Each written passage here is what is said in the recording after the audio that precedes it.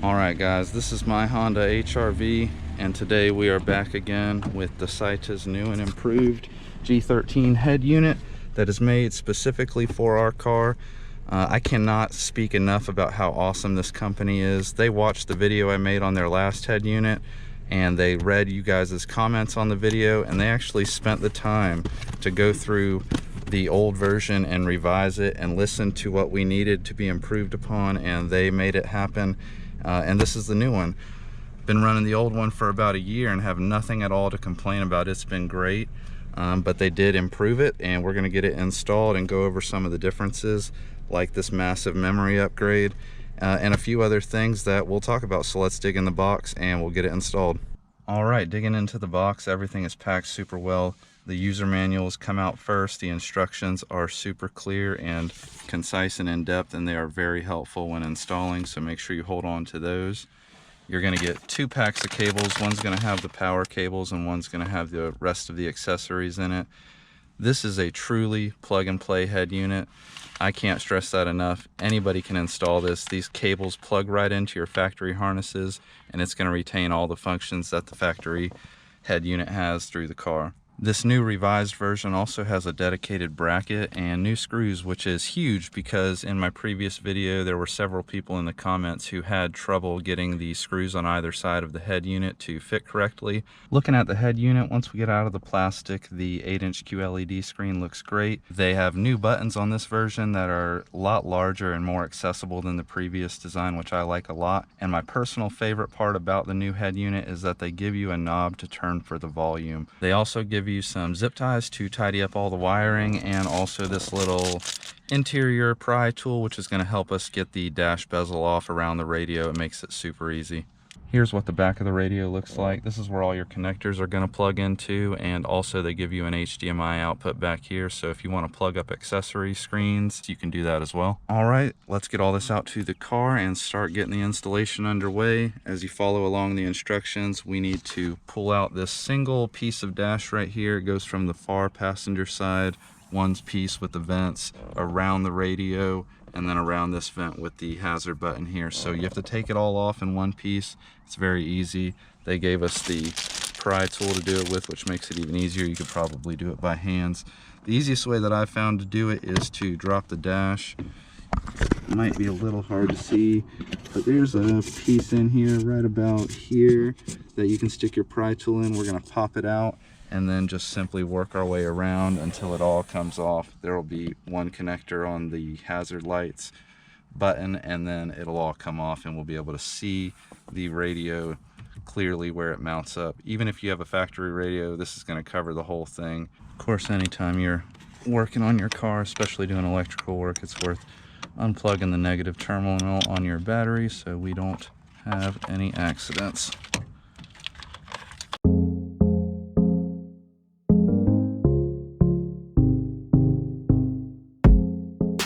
Okay, the dash portion is almost out. Don't forget you have the single connector on the hazard light button. I don't think I'm going to be able to get it one-handed, so... Okay, so that's what it looks like. It's just a little compression fitting you have to push in as you pull out, and it comes right off. And now we have access to the radio. You can see what I was talking about, which I'm excited they gave us new brackets and screws for, because I have had to just find some screws. But if you're looking at your stock head unit, you're going to have one screw here on the left side, one screw here on the right side, and then one screw that's deep in there that you have to take out. These are Phillips head screws on the stock radio.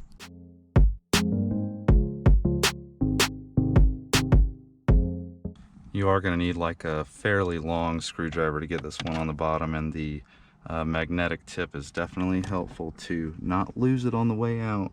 Alright, and then once you get the 3 screws out, the head unit is gonna just pull out. If you've got a stock head unit, you're gonna be looking at something that's a lot more simpler than what I have.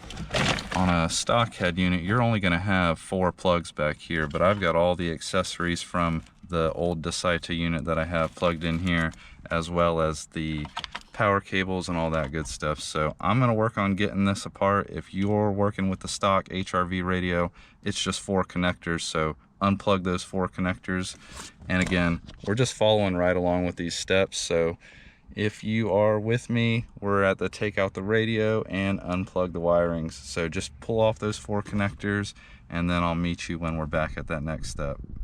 Okay, head unit is out. You can clearly see the 4 connectors I was talking about. This is all you're gonna have on your stock head unit. And again, this is truly a plug and play unit. So we're just gonna plug them into our new head unit, plug the connectors into this, and we should be good to go. And also while I'm in here, you can more clearly see where that bolt connects to down here, right there. And then of course the 2 on top as well. So let's get into these bags of wiring, and we're gonna start hooking them to the head unit and then into the car. Let's keep going. You're halfway there. All right, once you get the wires out of the bag, the easiest way that I've found to do it is to begin matching them to your factory wires, and then you'll be able to see the other ends and where they go on the stock radio. So let's get into that. The first one we got is this big one with the fancy connector here.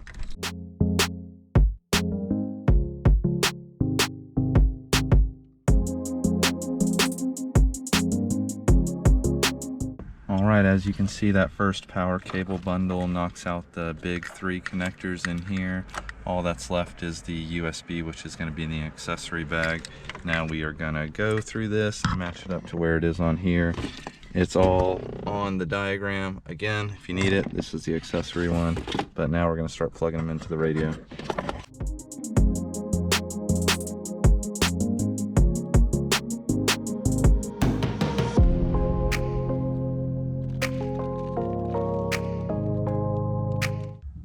Going through the rest of the accessories, we're just going to go through and plug them in one at a time per the instructions. It's all nicely illustrated and laid out, so it should all match and correspond to that pretty well.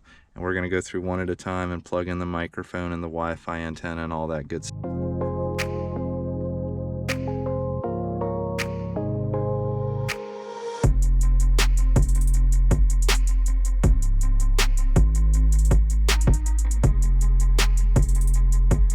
Alright, so once you get all the accessories that you're using plugged in, don't forget to the steering wheel controls cable. I'm putting into USB 1, which has a little extension wire with this purple plug that goes right there. Once you get all that plugged up, we're going to plug it back in and kind of push it into place. We'll hook the battery back up and just give it a quick test to see how everything is. But so far, I've only been out here just a few minutes and plugged in just a handful of connections, and we should be ready to roll. All right, here goes the moment of truth. We got the radio loosely in place. The battery is connected. Let's give it some power. Turn those off. And see if we get anything from the radio. We're booting up. That's a good first sign. Booted right up. Let's see if the radio's working. All right, radio's on. That's great. All right, just moving through some of the things we need to test. You got your volume up and down. Looks like we are good to go there. All right, next let's check and make sure the reverse camera comes through.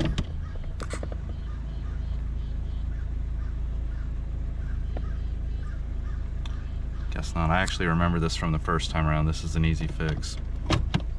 All right, so just pull your radio back out. You're gonna wanna find the male yellow AV cable that says to camera in, and then the female yellow cable that says camera in. We're going to plug these 2 together and see where that gets us. All right, one more time for the backup camera. There's my driveway. Very good. All right, so as far as I can tell, everything seems to be working good. I'm going to take it back out one more time, put the microphone and the antenna and stuff and mount them as high as I possibly can to give us the best signal. I'm going to button up the dash bezel, and then we're going to go over some of the coolest features that are new to this unit. I almost forgot. I did want to touch on the new included bracket that bolts up here and is going to give us easier access to that bottom bolt and the newly revised top bolts too. So don't forget to install your bracket when you're putting everything back together. All right, guys, check it out. With the new design, we're able to use the factory screws again, which is so cool. I like that.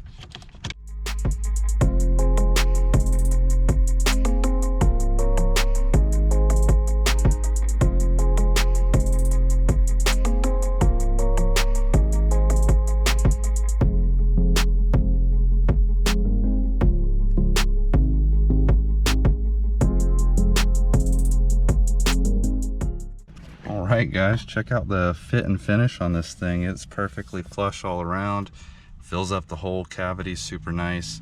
I mean, it just modernizes the HRV dash so much from the analog radio that comes in, at least came in mine stock. All right, just to go through a few of these features with you guys, there's no way I can touch on everything. A lot of y'all are gonna want Android Auto or Apple CarPlay. I just hooked up my phone through the Bluetooth and it automatically connected Android Auto, so it's super easy. Doesn't get any easier than that. This is a full Android capable unit, so you've got Google and Google Play Store to download more stuff. Instagram, Netflix, Hulu, it's all there. They give you a vehicle inclinometer, I saw, the little gyro if you guys have all-wheel drive and off-road capabilities. TPMS info's on here now. I don't remember that on the last unit. Vehicle information, that'll give you your fuel mileage and stuff. Would you look at that? They even got YouTube. Guys, if you got it installed using this video, please hit subscribe. If you have any questions regarding the install, feel free to reach out. Also, I can't say enough good things about Dasaita. They are super into the game. They can answer any questions you have, go through any features of the radio or settings you're having trouble with. So don't be afraid to reach out on Instagram or YouTube or to their website. To them, they can help you as well. But it looks great. I'm happy to get it. I'm happy to have the volume knob. Super big upgrade over the last unit, in my opinion. You can't miss out on this one.